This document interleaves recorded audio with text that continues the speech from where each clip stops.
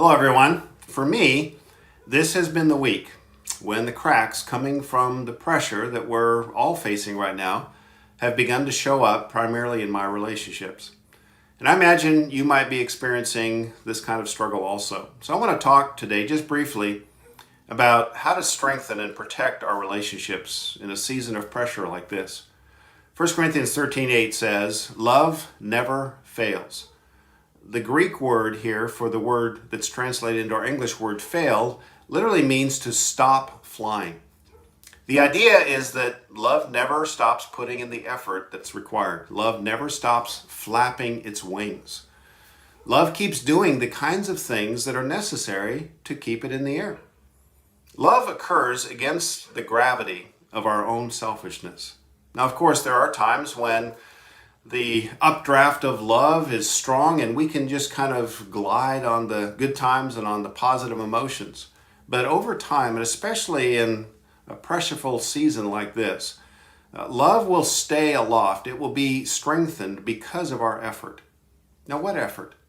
Well, in the verse before that verse 8, verse 7 says this: "Love always protects, it always trusts, it always hopes, it always perseveres." And then it says what we just read, love never fails.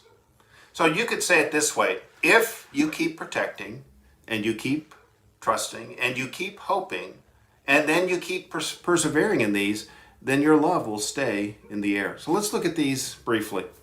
Love always protects. The closer that you are to someone, the more that you are going to hurt them and they're going to hurt you. That's just the nature of two people who are naturally selfish, living in close proximity to each other. And right now, many of us are probably in closer proximity for longer periods of time with those that we love than we've been for maybe ever.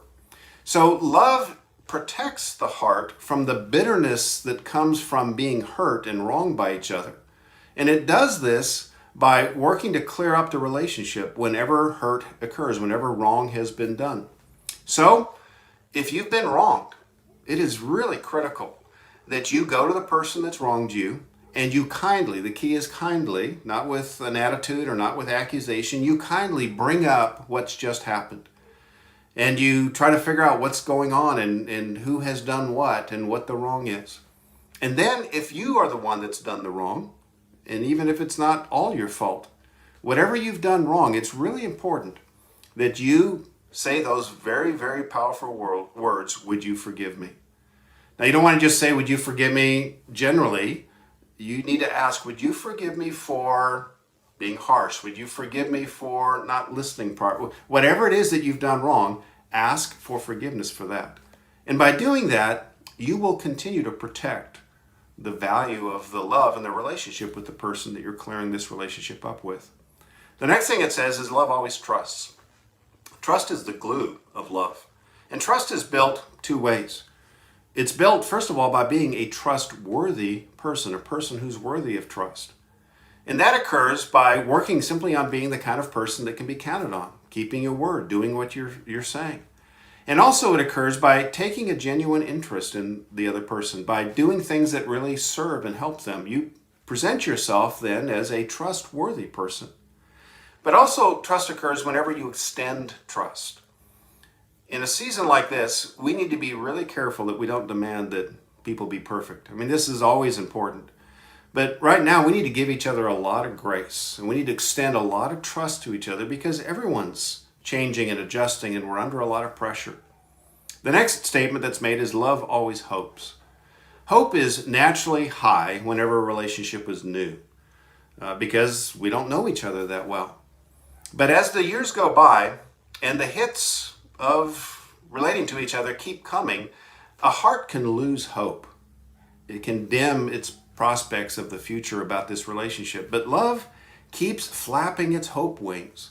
Not just out of a naive hope that everything's going to be better and this person is suddenly going to change, but because God is involved in the relationship. It's just not you and the other person. God is involved in this process.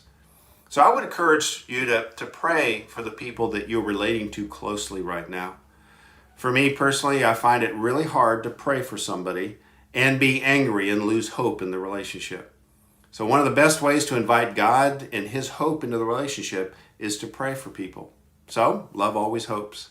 Then lastly, it says love always perseveres. In other words, now repeat. Keep doing the above three. Keep protecting, keep clearing up the relationship, keep trusting, and then keep hoping in the relationship.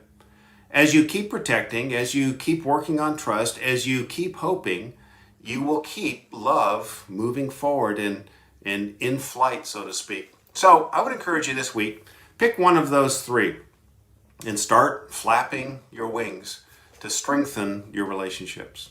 I'll be praying for you this week as I, along with you, work on strengthening the relationships that God has placed in my life.